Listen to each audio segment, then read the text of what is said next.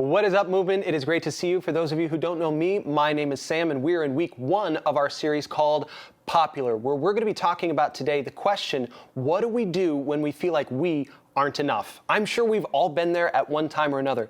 Maybe you have a younger sibling or an older sibling and you're like, I want to love them, but they're driving me crazy. Maybe you have a class that you want to pass, or a friend you want to make, or a friend you want to keep, and you know it just doesn't feel like I have what it takes. It feels like I need more of something that I don't have. So we're going to talk about today how to answer the question, what do we do when we don't feel like we are enough?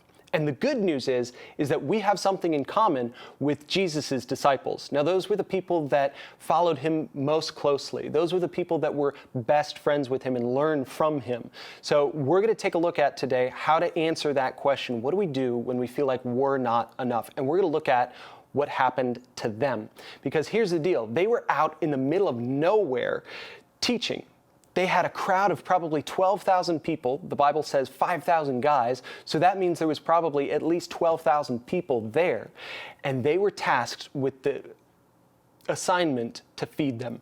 That's a big task. Essentially what happened is Jesus was out there teaching and people got hungry. Because how many of y'all, you've had breakfast, maybe you've had lunch or dinner, but you're still a little bit snacky.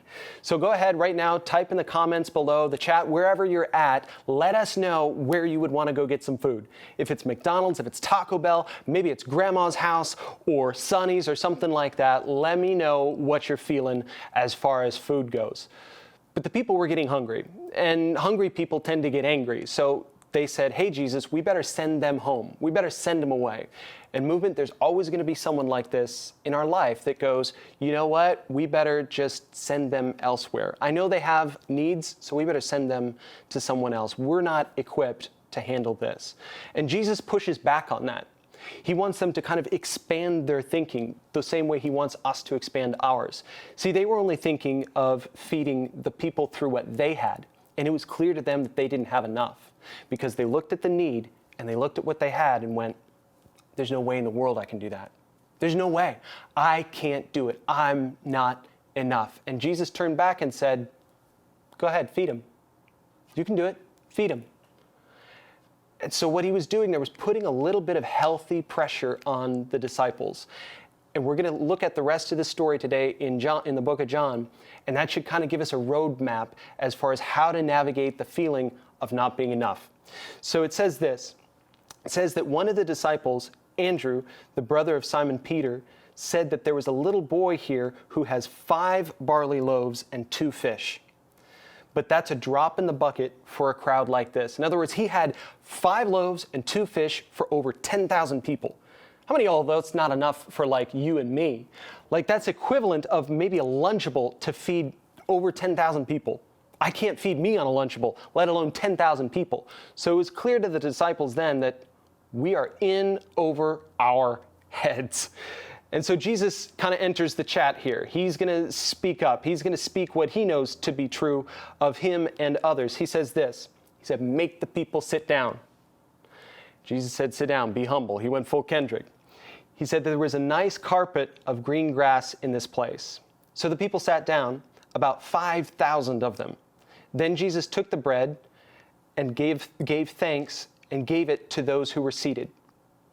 He did the same with the fish. All ate as much as they wanted, and there's the miracle in it.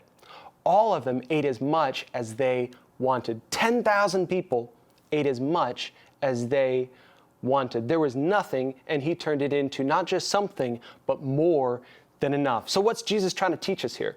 What is he trying to tell us? I guarantee you he's not trying to tell us to treat him like a vending machine. He's not saying that God is your personal vending machine, that you can just type E7 on a hungry day and get some Flamin' Hot Cheetos or some Doritos or maybe a Twix bar. That's not what he's saying. He's not saying, hey, treat me like your vending machine. What he's trying to teach us to pull out of this story is that it doesn't matter the amount that we bring. The amount that we bring doesn't matter. Go ahead, type it in the chat. The amount don't matter. It doesn't, as long as we give it all. The amount that we have to bring doesn't matter as long as we bring everything we have to God. And we trust him, lastly, to transform it. And there was a time in my life where I needed this to be true. I needed to experience this type of thing. And what was happening was that I was in college and I was taking a class called Liberal Arts Math 2. Now, it was the last math class I was ever going to have to take in my whole entire life, and it was very basic math. I do not mean to sound like it was difficult math. It was very basic math. But I've never been awesome at math. How many of y'all can relate? Not the best mathematicians in the world. You would rather do anything besides sit down in a math class. That was where I was. And I was trying really hard. I was giving my best effort, and I was really struggling in this class. I was pulling C's and D's on tests at the very most. So my grade was sitting right at about a cool 57. And I went into this test thinking, okay, I'm probably gonna do well. I've studied for hours and hours and hours and hours. I'm probably gonna do okay. And I bombed it. It was horrible. I got like a 53 on the test. So it lowered my grade. And it was a big test in that class too. And I was so frustrated. So I went to my professor and was like, hey, listen, and I said his name, I was like, Professor so-and-so, I need help. But it's not that I want you to give me the answers or anything like that. I need to know what I'm doing wrong. How am I failing this class? Because I've got tutors, I'm trying really hard, and I just can't seem to pass. Is there something that I'm missing? Is there techniques that I could potentially use that would put me in a better position to pass this class? And you would have had to know my professor. He was a very dry individual, very stone face. He was a male Karen, if you know what I mean. Just a guy where you go, side part, silver haired, no emotion, always composed. So I didn't think I was going to get very much mercy going into his office. And my meeting with him, for me, was kind of frustrating, because here's what he told me. He essentially said, are you trying? And I was like, yeah, I'm trying. I've got a tutor. I'm studying till all hours of the night. I'm doing everything I know how to do. And he said, well, do you want to do math for the rest of your life? And I said, not with grades like that. And he kind of chuckled, because there's no way in the world, if I'm getting grades like that I'm going to be successful in a math-based environment. And he went on to say, well, have you prayed about it? And I was like, kind of, sort of. And he's like, well, then you just have to trust God with the results.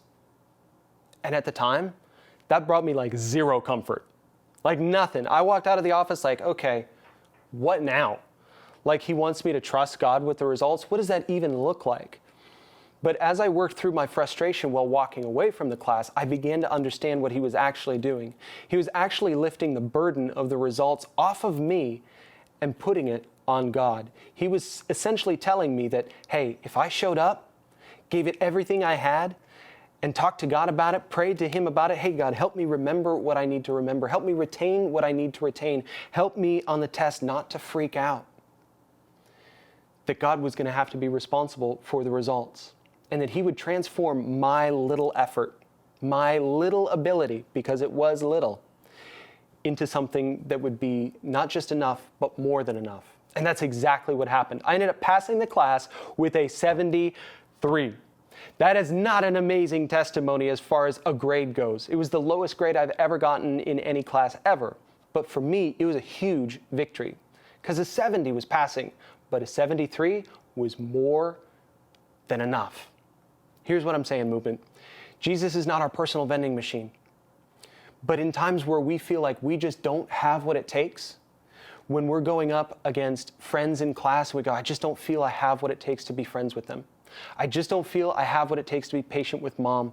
I just don't feel I have what it takes to be patient with my younger sibling. I just don't feel I have what it takes to make it into high school or to make it through this really difficult scenario. It might be true that we don't have what it takes.